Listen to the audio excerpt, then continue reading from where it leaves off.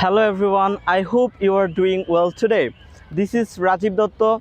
Today is day 28 of the 100 videos in 100 days challenge. As part of challenge to improve my spoken English, I'm sharing today's topic, watching movies.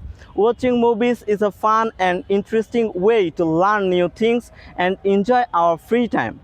Movies can teach us about different cultures, life lessons, and even new languages. Many people like to watch movies at home or in the cinema because it helps them relax and forget stress. Watching movies with friends or family is also a great way to spend time together and have fun.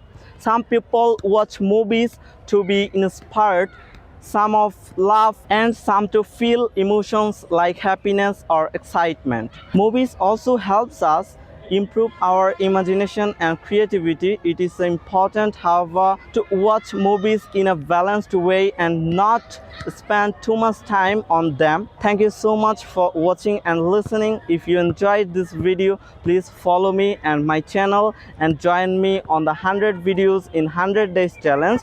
See you in the next video and have a great day.